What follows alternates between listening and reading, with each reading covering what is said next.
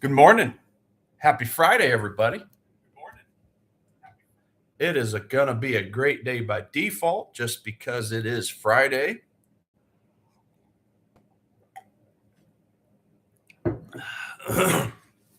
It's a great day every day, but especially on Fridays, right? Another day, another dollar, or $10, or $100, or $1,000, however frisky you guys are feeling out there. Let me get this saved over here so I can move my chart over to my laptop.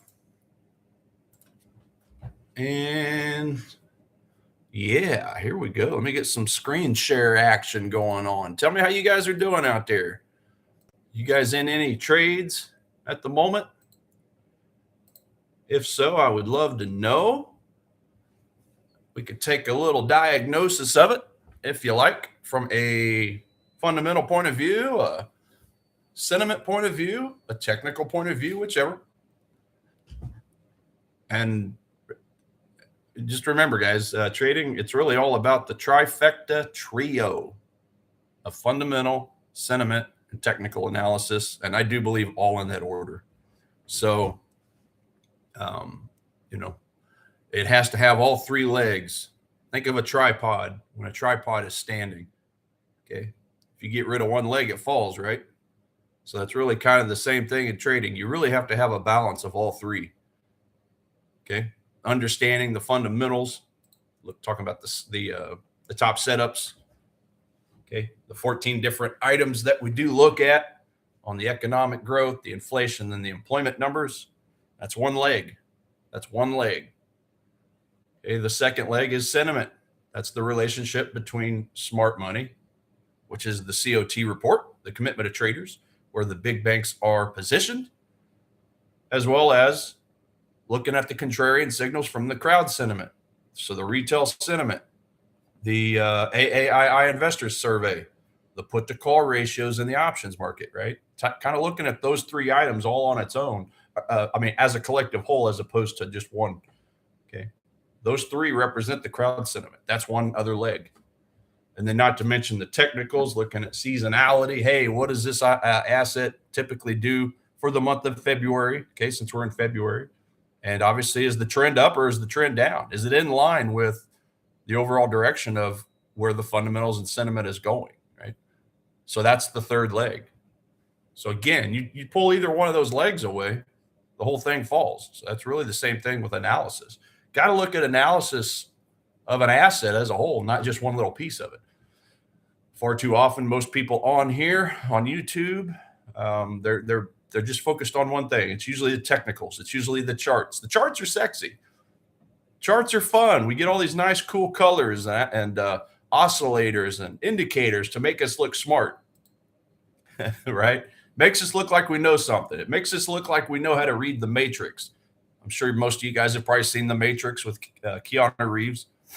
Awesome movie. Still today, one of my favorite movies. Love it, love it. But remember how they have the screen on there with all the funky foreign lettering looking characters, alien looking letters falling down the screen like it was raining, right? That's The Matrix. It's kind of the way the chart is. That's really what a chart is. It's nothing more than understanding and figuring out patterns and how to read the matrix, okay? The matrix of price action. So yes, it's important, but again, fortunately, people focus just on that on YouTube as opposed to the trifecta trio of all three. Okay? Because remember, it always starts with the fundamentals. I say it all the time. CNBC, Bloomberg, whenever those financial institutional reps are on there, are they talking about a moving average crossover? Are they talking about a 5-minute demand zone? Okay. Are they doing that? Are they looking at things on a 15-minute chart? Are they making their trading decisions just when something's overbought? Okay. Are they okay? Is it just a VWAP bounce? Right? There's a lot of technical jargon, a lot of technical things to look at when deciding to buy or sell something, but no, they're not talking about that. They're typically not talking about that. They're typically talking about the inflation numbers.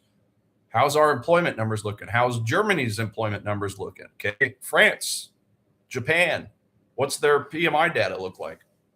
Hell, what's Japan's PCE looking like? Right? All kinds of all these parameters. That's typically what they're talking about. Is their company growing? Is their company stagnating? Right? Fundamentals. I didn't create it. I'm just trying to follow what a bank and institution does, right? Pull my jacket off. So that's what they're typically talking about. Right? And then we can see their real-time footprints in the COT report, talking about those institutions. And by the way, we do get a brand new updated COT report coming up later today. It's usually around 4 to 5 my time, Central Standard Time, PM. So usually like right around or right after the intraday session ends here in New York. Okay, here in the States, I should say.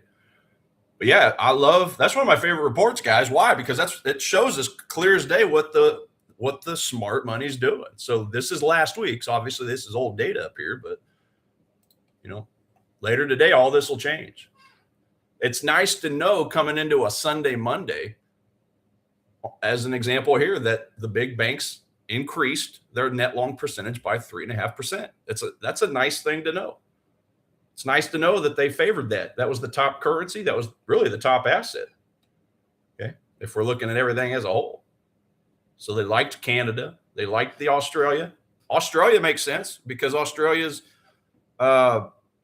speed gauge, okay, its currency index is at the top, I think, still. Is it not? Just go double check over here off screen. Eco Surprise Index. Yeah, Australia, 66.67%. I can just pull it up over here real quick. Crowd sentiment macro. Okay, right here. Aussie dollar, tied at the top. Remember, the dollar's had some good numbers come out lately. So the dollar's looking pretty sharp at the moment. Okay, so those two are tied. They're exceeding expectations. That's economic overperformance. If something's performing well, do you want to take advantage of it? Absolutely. And contrastly, looking at the Japanese yen, the British pound, those items that are in the cellar are in the gutter down there, missing expectations on everything. Do you really want to be buying those assets? Or do you want to be looking to match it with something strong and sell those assets, right? This is all day long what the goal of trading, especially in the currency world, is to match up strength with weakness.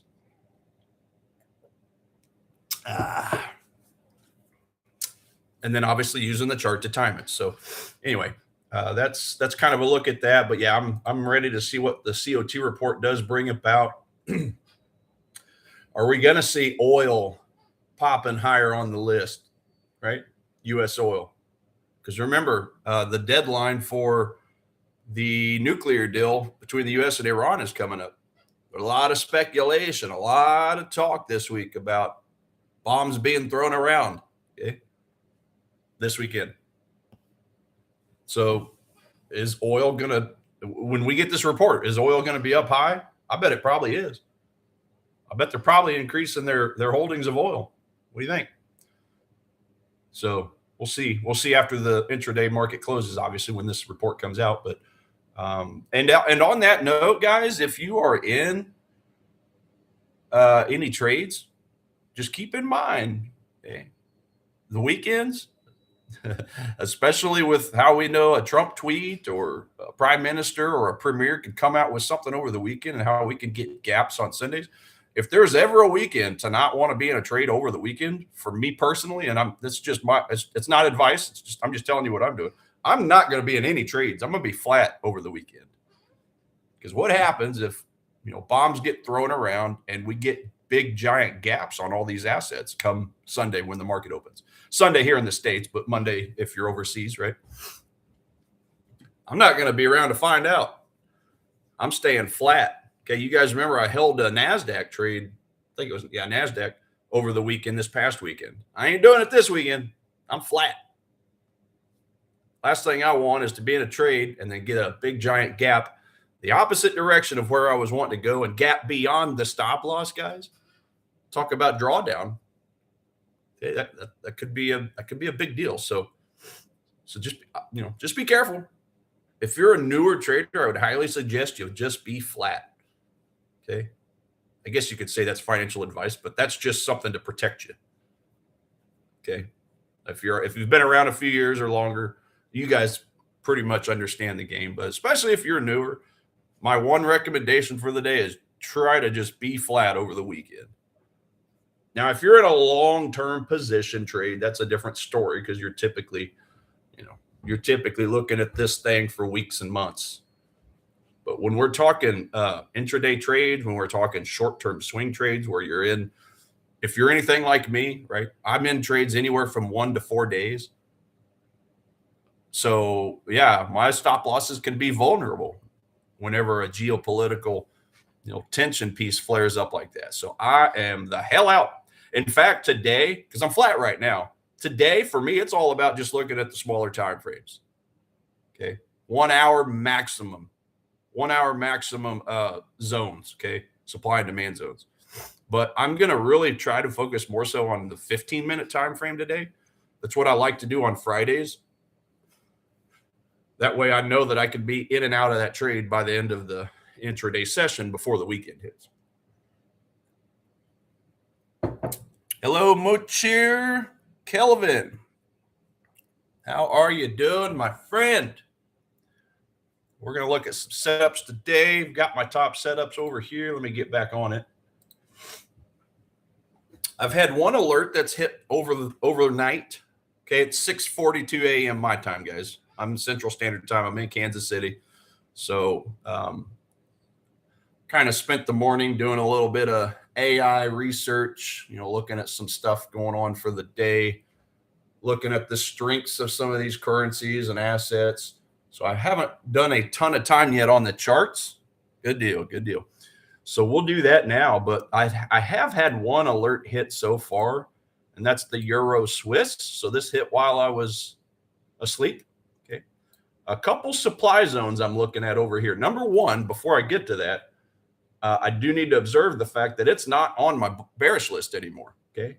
Euro Swiss is not on here. It was on here yesterday, but not today. Euro Swiss is at the very bottom as a neutral score with only a -4 score. So remember, if I'm going to short sell something, I need a -5 or lower. So this just misses the cut. And with Euro PMI data coming out quite strong so far this morning, by the time our Edge Finder updates, it's going to actually be, I think, going to go even more neutral. Because over here on the economic calendar, as you see right here, while I'm asleep in La La Land, drilling on my pillow, we had some French PMI data. We had some German PMI data. And then some flash regular data for the Eurozone. And just about everything came out ahead of expectations. All this green. You had one item that went bearish, and that was the manufacturing sector of France's PMI data. In fact, they actually dropped into contraction territory because they were at 51.2. But remember, 50 is the baseline on a lot of these different gauges. So they went 50 or higher is expansionary, but anything under 50 is contractionary. Okay. Now, as you see, we're at 49.9 now. So we're right there.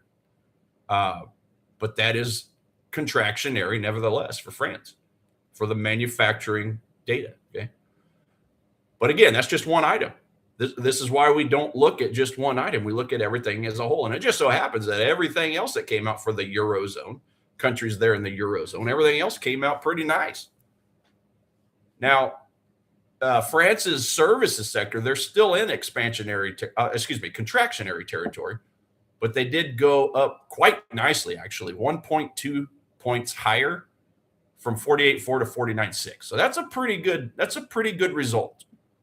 It's just a little bit of a shame that the manufacturing number for France had to go into contractionary territory, but when you have a report this strong for the services sector, I mean, that's that's good as well. Now, in all fairness, though, the manufacturing number dropped by what was that 1.3. So you basically had one really good release and one bad release. So it just basically, as far as I'm concerned, kind of cancels itself out. I always look at services data as more important than manufacturing anyway. Because think about it, that's all the technology that we've got these days. Now, manufacturing numbers, yeah, they're important. They're of course still important, but I don't think they're as important as they were, say, 120 years ago, right? The turn of the century when it came to the Industrial Revolution. Okay, railroads being built, bridges, brand new bridges with steel, which was a novel idea back in the late 1800s, right? Manufacturing was giant back then because we were building up all the country's infrastructure. Now, it's still important today, so don't get me wrong on that, because we still have to maintain, we still have to replace things, replace the aging infrastructure, right? But all I'm saying is we're in a technology revolution, in case you haven't noticed, right? So for me personally, I just feel like services is a little more important. Would you guys agree with that? Now, if we didn't have any roads or bridges or infrastructure, then yeah, manufacturing's right up there with it, if not more important. So we got to have housing. We have to have structures around us for wherever we're at. Our homes, our office buildings, again, our roads, our railroads, to get commerce pushed across the country. So yeah, that's just my thought on that. But then we flip over to Germany. Okay, the manufacturing number was in contractionary, but today it bumped into expansionary territory. So that's a good thing. That's a nice reading as well for the Eurozone. Okay, Germany, France, obviously in the Eurozone. And then the flash number that got a whole point stronger. So yeah, Germany's looking pretty good when we're looking at the purchasing managers indexes, guys. And then you get down to the regular Eurozone, the flash numbers. Okay, same thing with the manufacturing. They went from contractionary to expansionary. Let's see what that says right there. Looks like we had a revised from 49.4. Okay. And then the previous number was actually 0.1 higher, but still we went to expansionary territory. So yeah, overall, the PMI data is looking pretty good over in the Eurozone. And then not to mention the British pound itself. They had some really good numbers come out today. Okay. They're all expansionary numbers. It's looking good. And then here in the U.S., we obviously have ours coming up at 8:45 a.m. Central Standard Time. And these, by the way, are all flash numbers, guys, just so you know. These are the early sets. But yeah, we're in expansionary territory here as well in the States. So looks like we're projected, manufacturing projected to remain the same, but we're going to gain 0.3 points on the services if the forecast obviously comes out correct. So far, it's a good day in the currency world, guys. These are good numbers to see. Okay, because we like to also take these currencies that at least the 8 majors and kind of calculate them together and add them up. Okay, if I go back to the heat, let's see, the surprise index. Okay, it's also nice to look at this as a global gauge. In other words, add all the percentages up for the 8 majors and just average it out and say, hey, are we over 50? Are we under 50? Kind of look at that as a little bit of a baseline as well. Although I really don't get excited about the strength or weakness of a currency unless we get out of the 40 to 60 range. Let me refresh that because it wasn't loading properly. Oh, and by the way, guys, I'm going to be on today for let's see, I'm going to be on today until 7:30. So I'm going to step out a half hour early because I do have a stream afterwards over here on A1 Trading. So you can just click over here and you'll see my name pop up right here. Okay.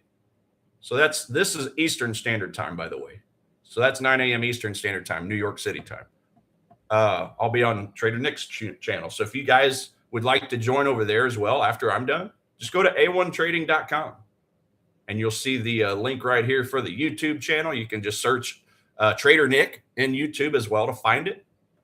Or you can just simply click here and it'll be posted right here. Okay, this will be updated with the updated link. So yeah, it just so happens I've got one of the early slots today, so I'm gonna cut out of here after 1 hour. That way I've got a half hour to kind of prep for that. So yeah, now that we got that part out of the way, and just to finish up on the economic calendar for the day, yeah, we got a lot of stuff today. I mean, I've added all the yellow and orange folder events on here as well.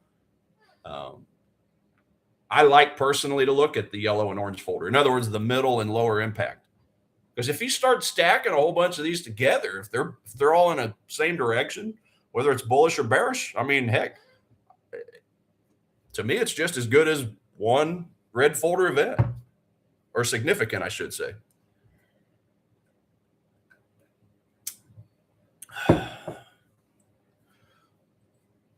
So, and then beyond the PMI data, okay, here at the bottom of the next arrow, we've got the GDP. This is the advanced GDP number, by the way, for the U.S. So why specifically, why is that a big deal? Well, there's 3 different GDP reports that come out. Okay, and advanced is the first one. So it's usually one of the more significant ones. It's the first sign of the GDP numbers. Okay, they kind of release these things in waves at times, kind of preliminary numbers like flash numbers. Okay, like the PMI data. Followed by final. Okay, so this just so happens to be the earliest iteration, if you will, of it. So, obviously a big gauge of the commerce here, the economics. So projected to go down, okay, for the GDP. So previous number 4.4, we're projected to go down to 2.8%. So obviously that would not be a good look. Now, if it's 2.8 that it comes out to right on the dot, well, then it's pretty well priced in. So may not get much of a movement, right? It's priced in. This is the expectation. We start getting down into the 2.5 or lower, okay, 2.0% when the number comes out. Well, then that's going to be obviously pretty bearish for the currency. Anything above 2.8 obviously would give the US dollar a boost. And then followed, finishing out with the core PCE price index, projected to increase by 0.1%. Remember, the core is basically everything minus food and energy, okay, as far as how they calculate it. Now, I don't know about you, but I'd be wanting to understand all my spending, not just part of it, because is food and energy not important? But that's just one of the ways that they like to look at the PCE. And remember, this is, well, I should say the regular PCE is the Fed's favorite gauge of inflation. I got a little bit more than the CPI, right? The Consumer Price Index. They're looking more at this because of how it kind of separates certain things, again, like food and energy, et cetera. So that's a look at today's calendar. We have quite a few things. We got a little bit of Fed speak later on as well with member Logan, and some new home sales data that's coming out. Now, that's an orange folder event, okay, but it is pretty important. New home sales data. So we'll take a look at that. Yeah, and let's take a look at some charts. So you guys tell me if there's any assets you want me to look at. Let me know. I can bump them to the top of the list. Otherwise, I'm just going to kind of go down my top setups list today and see if we have any opportunities. Again, my whole goal in life today is just to try to find something between the 15-minute to 1 hour range when it comes to supply and demand zones. Okay, I want to look for some pullbacks here. So on these blue items that are giving me bullish signals with the trifecta trio of fundamental sentiment and technical analysis, I want to be looking for some short-term weakness. Okay, trends are up, but I need to have that counter trend pullback because I like to buy things. If I'm trying to buy a bullish currency, I got to buy it on discount. I want to buy on that pullback, that retracement, that short-term counter trend, right? That's scary for a lot of people. Okay. A lot of people trade breakouts and things of that nature when you're going with the trend, right? You're buying in the direction as price is going up. But, sometimes it can be tough, especially on newer people, to be like, well, wait a minute now, price is going down. Well, it's because they're looking short term. They're not scaling out and looking at the big picture. So anyway, that's what I'll be looking for on the long side. And then on the bearish side, okay, with trends going down, I need to find some short-term pullbacks to the upside, short-term uptrend, counter trend, if you will, so that I can sell into premium. Remember, sell at the top of the curve, buy at the bottom of the curve. And don't diddle in the middle, because those are typically the chop zones. I call it the retail chop zone. That word just came to me one day. So we don't like to get chopped up, guys. We like buying in discount and selling in premium when prices are high. So let's take a look. Now, the Russell is not something I have on any of my brokers. I've got two challenge accounts and I've got one funded account, and none of them have the Russell. So I can't personally trade it, but we'll take a look at it just in case you guys are interested, because it's at the top of the list. Hey, the Russell 2000 at the very top, +8 score. It's looking good. Okay. Now it's got a little bit of a negative hit from retail sales, consumer confidence, PPI, and then a couple of the jobs numbers, the JOLTS and ADP. But the rest of the employment numbers, okay, the bulk of the economic growth, consumer strength numbers, and then the technicals and sentiment, they're all looking good. So remember, we don't look at one item by itself. We look at it as a collective whole. When you calculate everything up, Russell is getting a +8. And by the way, and Trader Nick pointed this out yesterday on his daily video, but it's the first time that the jobs market for the states is actually giving us overall a bullish signal. I do believe I can see that over here if I go to asset scorecard. There you go, right here. Okay, this is the S&P 500, but the rest of the indices are going to be the same. Bullish. This thing's been set on bearish for a while. But we've had some really good non-farm payroll numbers lately. Remember, we had that 130,000 job day after a forecast of 66,000, so we more than doubled that up. That was a surprise to the upside by 64,000. So basically, it doubled up the expectations. That's really dang good. And then the unemployment rate, we dropped by the 0.1%, okay, or 0.10%, however you want to look at that. And then the weekly jobless claims, that was a good number as well, okay. That was a very nice number. When that weekly jobless claims number came out, that pushed us from bearish to bullish. So as of right now, jobs market's looking pretty good in the States. It's just a simple math equation. 3 out of 5 are bullish. That means we're over 50%. That means it's overall bullish. That's the way to look at this. So you can obviously, and this will be the same for obviously the other indices, right? Good. Hold on a second, guys. Okay. Just making sure my chart or my video was still working. I don't know why it's going so slow, ladies and gents. What we got?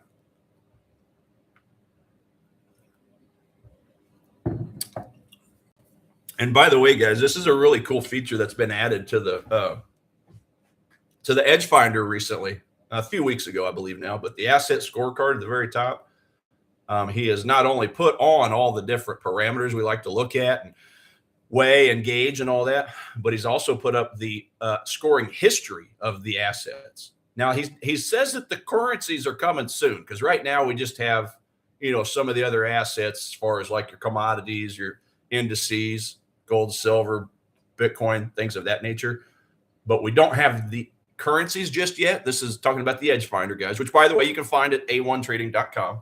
40% off, by the way, the rest of this week. If you guys are interested in that, I don't make any money off of it. I just like to, get the word out because of how much it's affected me. It helped me a ton.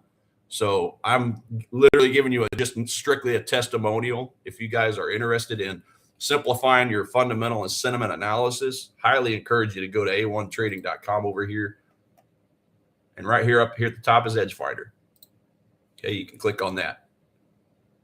Get access now. So right there, a1trading.com Edge Finder. Okay. But anyway, I really like how he has added the scoring history, because you can also see trends in this as well, right?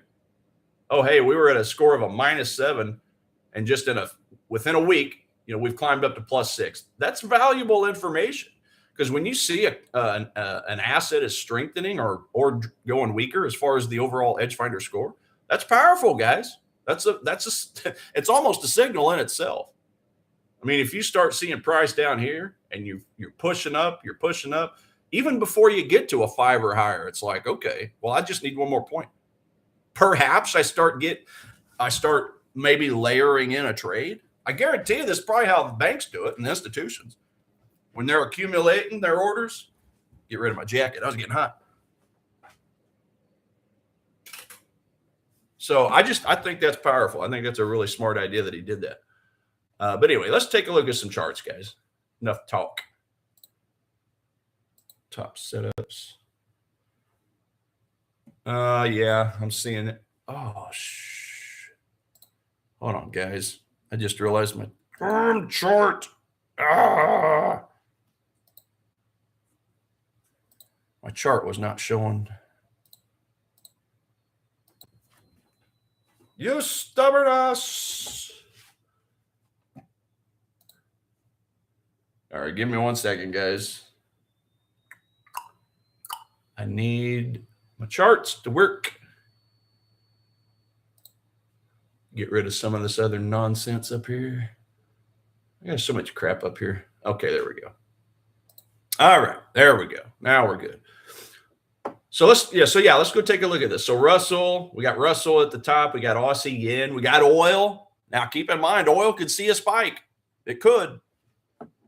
It very well could, especially if there's the possibility of geopolitical fights over the weekend, right? U.S., Iran, out in the sea, the Strait of Hormuz, all that. So it's prayers up. Hopefully everything's good. But, oil's been up lately. Is it a surprise? Is it a surprise that oil has been up this week? Go to my day chart here. Hey, oil, there you go. Especially Wednesday and Thursday. Just big days. Now, overall, we've kind of been in this sideways chop zone on oil. But part of that's because we bounced into a daily supply zone.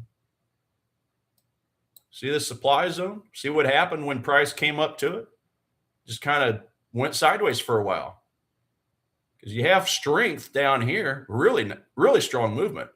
But then you bounce into the overhead supply where there's unfilled orders waiting. Okay?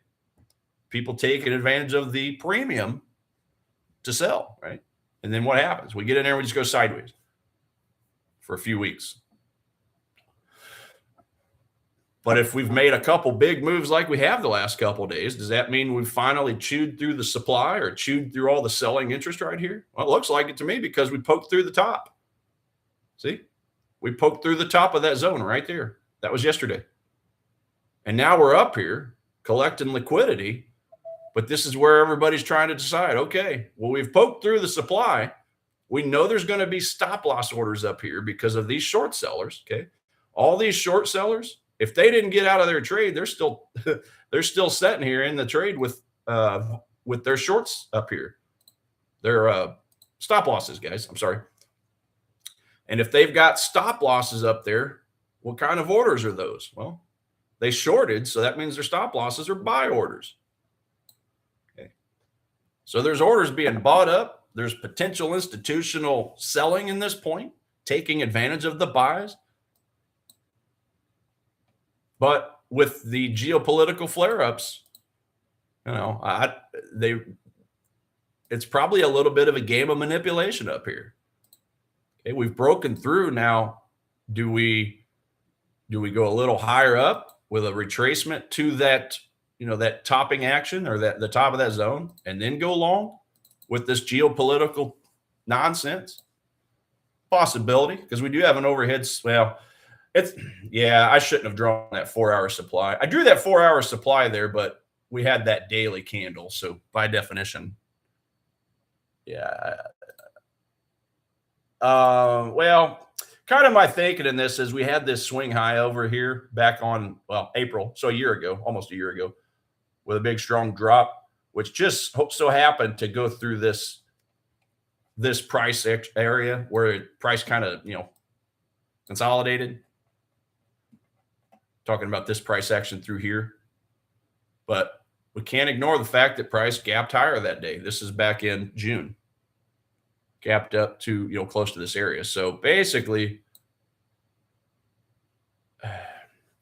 yeah, I don't know. I don't think I want to leave that there because obviously the price went all the way up here. Price gapped up to here.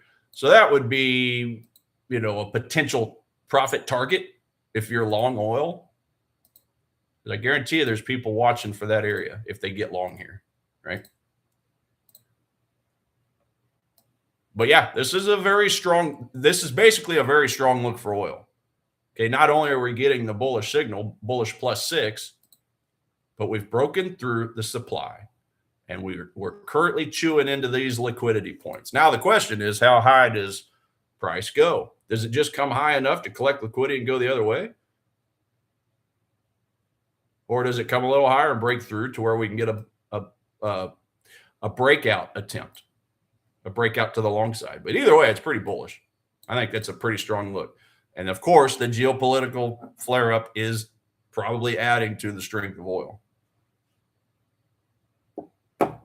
Okay, as sick as it is, oil traders love war because what happens? Price of oil usually skyrockets. So we'll see how oil goes. I personally don't really trade it a ton just because oil is kind of like our problem child. We referred to it as our problem child when I was with Ola Prime, me and Michael and Richard streaming together. If any of you guys were around back then, I don't know if you were or not, but yes, the problem child. It does not like to follow a lot of these technical setups the way I do it anyway. And those two agree because they've got their own trading style and they've had their problems with oil. So, hey, part of being a good trader is just recognizing when you're not good at something. Okay? And I am not good at trading oil. So I can transparently say that with no problem to you guys. But I still keep trying. Okay.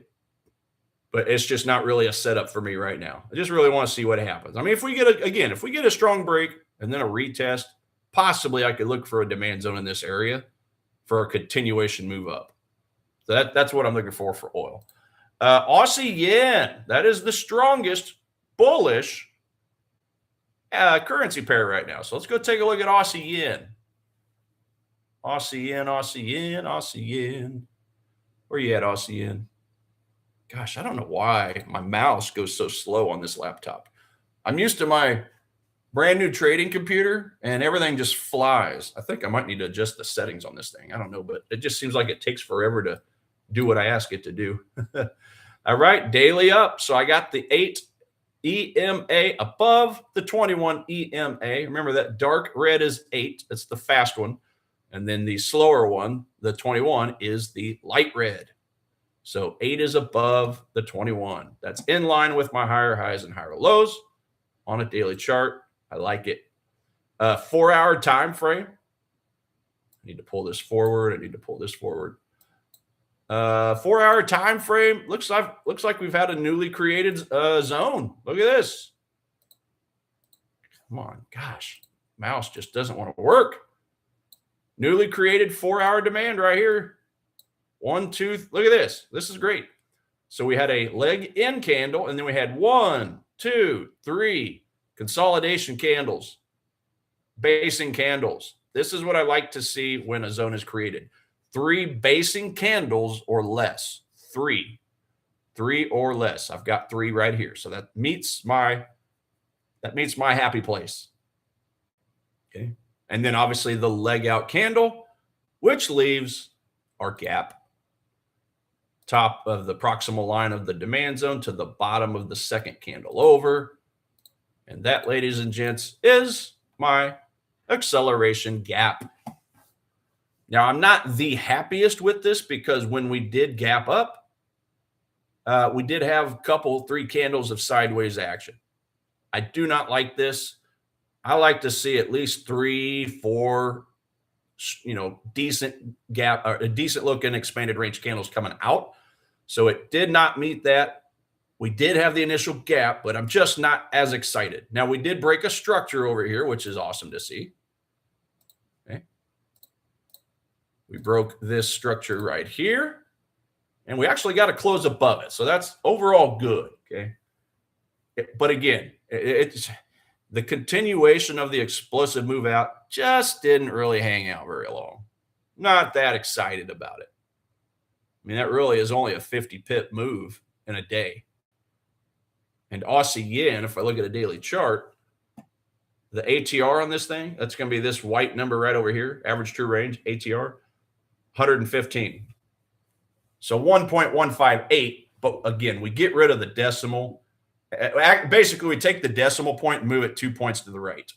So the very last number, the pipette, if you will, okay, that's the number to the right side of the decimal. So just kind of look at it that way. Ignore the last number and just look at the first numbers, 115 pips. So it moves about 115 pips on average per day. Aussie yen is one of the better ones as far as volatility. It's one of the more volatile currency pairs. Okay. So I like trading Aussie yen. It moves a little more like a Lambo and a little less like a Ford Pinto. Okay. I don't really typically like trading a lot of currency pairs that move like molasses. Okay. 40 pip day movements, 30, 40, 50 pip a day movements. That's just not my favorite. I like stuff that I know will move on me fairly quick. It's either going to stop me out for a small loss quick or get me to my take profit real quick. That's the way I like to look at ATR, average true range. About 80 pips or higher is what I prefer. Anything under 80 pips is just a little on the slower side. But that's for me, guys. I've been doing this crap for 12 years, okay? For a brand new trader, you may be interested in something like a euro pound or a pair that moves slow because it only moves 40 pips a day. Something to give you some training wheels, right? As I say periodically, I mean, when your parents send you out to get your driving test, do you think they're going to send you out in a Porsche? Are they going to send you out in a Lamborghini? Or are they going to send you out in a beater? A Ford Pinto, whatever, a Duster, the old slug bugs from the 60s, right? They don't want to send you out with something that you could damage and cost a lot of money on, right? So that's the way I kind of look at currencies. But anyway, I get off topic a lot, guys. Sorry about that. Yeah, I've got about 17 minutes left. So let me know if you guys have anything real quick that you'd like me to look at. But otherwise, I'll just continue with some of these assets here. But yeah, just to finish up on Aussie yen, I do have an alert set down here. Let me see here.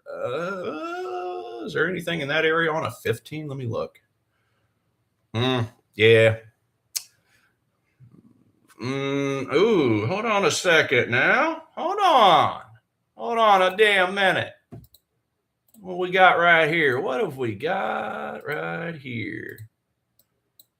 Is that a demand zone right there? Now it's in the it's now we're on the smaller time frames, but even so, I still try to find things at the bottom of the curve. Remember the curve analysis talking about swing lows and swing highs, the diddle in the middle, the buying in discount, selling in premium. Okay, that's typically stuff I like looking at on the higher time frames, but I still want to be aware of it here on the smaller time frames because even on this is a 15-minute time frame, right? Swing low, swing high. But okay. So this almost looked good enough to take a stab at, but my RSI did not go below 20, right? Just missed the cut. The red line is my 20 line. I use the extreme numbers. I don't use the standard 70-30, the default numbers that RSI has when you put it on a chart. I like to look at the more extremes, the 20-80, okay? So according to the 20-80, we have not bounced into oversold like we did back here. So because of that, I'm just not interested in buying. And not only that, price did not yet bounce down to the 200 EMA. So I'm just going to ignore it, guys. Even though it hit this is a pretty decent looking demand zone, okay? But again, how many green candles did we have coming out? We had the strong leg out candle, but what happened on candle number 2? It left us a gap, but it's a red can. Oh, I got the hiccup. Sorry, guys. Okay. It's a nice leg out candle, but the second candle was a red candle. It was a bearish candle. I don't like that. I prefer to see at least 3 or 4 bullish green candles coming out of that. Vice versa, if I'm wanting to shorten a supply zone, I want to see at least 3 or 4 big red candles dropping before a return to price. So for that reason right there, I'm out on this demand zone, even despite the fact that we still haven't hit the 20 RSI number or the 200 EMA. So there's 3 reasons why I do not want to be buying this demand zone. 4, because we're in the middle. Right? So this is a lot of what trading is the process of elimination. Try to think of yourself as a retired trader, meaning you're done with it. You don't do it. But what would pull you out of retirement? What would pull you out of retirement? Finding a setup that all the rules are being met. If you think about it that way, guys, you won't get so jumpy about getting in and out of trades all the time. You have to wait. We have to wait for all of our rules to be met. So there's at least 4 rules I'm seeing right away. We have not hit the 20. We have not We have not hit the 200 EMA. We have not went below 20 on RSI. We are in the middle of this swing low, swing high. And our second candle was red, not green. Okay. I have to see no more. There's no more I have to see. The fundamentals tell me I can buy it. But remember, the chart has to give us permission when to time that trade. And right now it's bad timing. Hopefully that makes sense for somebody out there. Okay. As much as we drool and talk about the edge finder, and as much as we say the fundamentals and the sentiment are the most important and technicals are the least important, this right here shows you why technicals are still important. It's bad timing. I think it's the right play. I just think it's not a good time. Right? That's what technicals do. It helps us time an entry. It doesn't help us for a reason to get into a trade. It just helps us to time when to get into the trade. That's what a chart does. So we're going to skip Aussie yen. As far as looking at alerts beyond that, okay, I've got another one down here that I'll be interested in if and when on a 1-hour time frame. Okay, if we come down this demand zone like this green, this green projection tool says, same process. I want to see the RSI drop below the 20. Now I could just go and touch the 20 and then turn around and come back immediately. I'm fine with that. I just want to see it touch the 20, the 20 line. Okay, the 20 line. I've got to see price come down and touch my 200 EMA. When it does that, though, I've got to see that my 50 EMA is still remaining above the 200. That's the real trick here, is because the point is on a daily and on a 1 hour, I want to see that I've still got the same trend action going on. Because we're just looking for those short pullbacks, those quick pullbacks. And by the way that the strategy is designed, guys, it's the verbatim. It says wait for pullbacks to the moving averages before buying. Okay. Now that could mean you could buy from the 50. But I'm a cheap ass and I like the bigger discounts.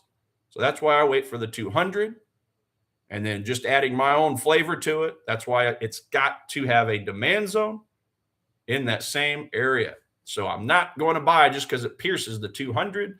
I'm going to wait for it to go a little deeper because price inevitably searches for unfilled orders, supply and demand zones. So that's what we've got down here, guys. Nice demand zone. Very little time that price spent there. That's what I like to see. Meaning if I'm a big bank or an institution, I just didn't have a whole lot of time to layer in my full order because remember, they're trading out big orders. They're trading hundreds of thousands, millions, tens of millions, hundreds of millions in their orders. Okay. If they put in their full order down here, they can't do it because they'll get a horrible fill. Price will gap away, right? And all that nonsense. So, but they could get a part of their order in down here. So that's Aussie yen. I'm going to sit on my hands. I've already got my alert set. And I'm going to delete, or actually, never mind. That was a different one. Anyway, so yeah. So yeah, just going to sit on my hands. Yeah, nothing else needs to be said there. Let's go look at these two bearish assets. I'm already running up against time. I got 10 minutes. So pound Aussie, pound US dollar. We'll take a look at these. Pound dollar, pound U, excuse me, pound dollar, pound Aussie. Pound dollar, pound Aussie. Where are you at? Here's pound Aussie here. Everything starts from the top. Daily chart. My 8 EMA is below my 21 EMA. Plus, I've got lower lows, lower highs. So everything's looking good to short this thing. It is in line with the bearish reading over here on EdgeFinder. Step number 1 is over. Step number 2 says, for me personally, because I've added this, hey, let's go to a 4-hour time frame and see if I have any supply zones above. Okay. Well, number 1, well, first of all, it's daily supply, but we're quite a ways away from. Ooh, guess what? We got a newly created daily supply zone right here. Look at this. See this candle right here? See this as being a leg out candle, and then see that this candle wick did not come back and close that price action. What do we got here, ladies and gents? We've got a daily supply zone that I get to draw in. I couldn't draw this in yesterday because we were still on the current candle that had not yet closed below structure. You guys see that? Sorry for all the other lines on here, but let's just pay attention to this candle here, right? That's a basing candle. That's a 1-day base, followed by our leg out candle, followed by another candle. Now, again, this candle was green, but at least it had some really strong selling pressure. Let me turn off my drawings for a second.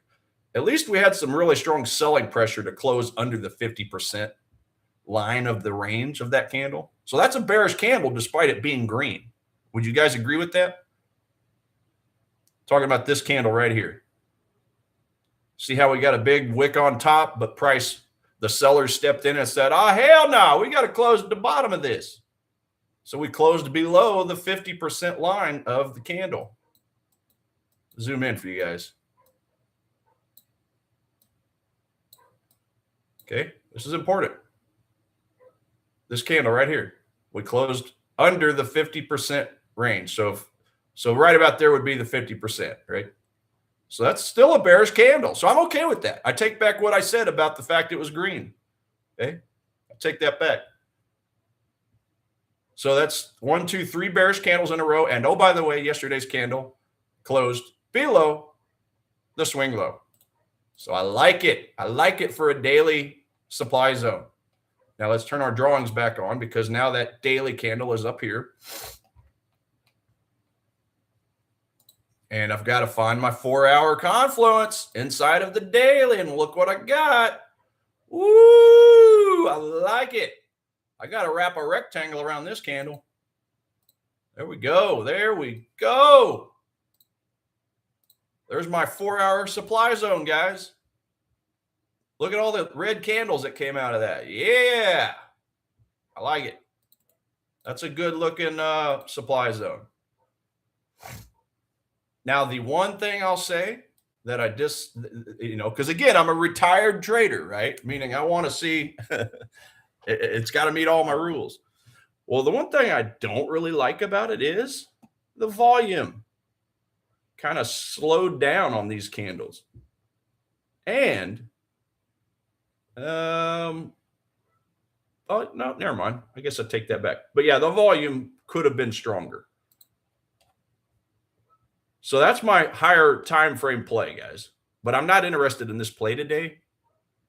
I'm more interested in this play next week. So I'm going to stick with smaller time frames. I already know daily is down. So let's go to the 1 hour. Where's my 200? Is my 50 below my 200 since I'm trying to short this asset? Yes, it is. So my 200's up here. So if I get price bounce up to this supply, yeah, we might have a sell opportunity on our hands. Now, it may not happen today because it's quite a ways away. But on a 1 hour time frame, I'd be interested in a play like this right here. Something like that. Okay. What about a 15-minute? Because the 15 is technically the scalping time frame for this strategy I'm in, guys. I'll see where my goodies are. So 50 is below 200. That's good. RSI. Where you at, RSI? RSI is, RSI is, okay, hold on a damn minute. RSI, I'm sorry, price has bounced into this former support turned resistance, as you can see right there. What about supply? Do I have a true supply zone right here on this price action? Because oh, ladies and gentlemen, I might be getting into this trade, but I want to see if this presented a supply zone. Oh, yeah, that's right. So see this candle here? That's a 10-minute time frame. We had this candle, and then we had a gap after this. So here's our gap. Bottom of the candle, we skip the leg out candle. We go to the second candle. And there's our fair value gap. We did close part of the gap, but not all of it. And besides, I'm not even worried about the fair value gap, except I don't want it to be completely closed, because if it does, then that means it's touched the supply and mitigated it. But looks like we've just barely missed it. Damn it. If we would have hit that, I'd be getting into this trade right now, because after price hits my zone, I've got to see a bearish candle. And then when that candle closes bearish on the 15-minute time frame, since that's where I looked, then right here is where I'd be selling. Just break the structure to the downside. So in this case, we would have sold on this candle here, and we could be in it. But because we haven't yet officially touched that 10-minute supply zone candle, that's why I'm holding on. And as you can see, we're getting price retracing now. So hopefully we get one final push up to this supply zone here. And if we do, and I know I've got to hop off stream here in a second, but if we do, that baby mine. Okay? That baby mine. That baby is mine. And then what'll I look for a take profit? Well, the swing low, but I have to look for demand. This right here is a very nice looking demand zone candle. That's about as indecisive as it gets. You got a very tiny wick in the center of it. That's your doji, your doji candle, followed by a big strong gap up. So I'm absolutely going to, if I get in this trade, I'm going to set my take profit for right there, just ahead of, just above the demand zone. Okay. Because when we hit that demand zone, guys, there's more unfilled orders waiting. How do I know that? Because demand heavily exceeded supply. It left a nice strong gap and pushed up to the next supply zone. That's what price does. It ping pongs back and forth between supply and demand. Okay. So I don't want to get greedy. I don't want to try taking this thing any further. I want to make sure that I'm out of this trade right here, because again, today's Friday. I'm looking at it on a 15-minute time frame. I do not want to hold a trade over the weekend, especially this weekend, due to all the geopolitical tensions going on. And that, my friends, is going to be the play. So I get into the trade if we touch the supply, and then I get out of the trade right there. Okay. So that right there is my play of the morning, but I just have to sit on my hands a little bit longer so that price comes up and touches the unfilled orders. So hopefully that makes sense, ladies and gents. We'll see what happens. I'll report back with this on Monday, but I do have to hop off here. I got about a half hour to do a couple things, and then I got to get ready for the stream. So with that, ladies and gents, hope you guys learned a thing or two. Hope you enjoyed this. I'll be back on Monday, 6:30 a.m. my time, as always, for the full hour. Well, I don't know. I don't have the schedule yet for Trader Nick's. We'll get the schedule here, I think, later today or tomorrow, so that I know what times that I'm streaming over on his stream next week. Okay. So anyway, with that, have a wonderful day. I'll be on his stream here in half an hour. Talk to you guys later.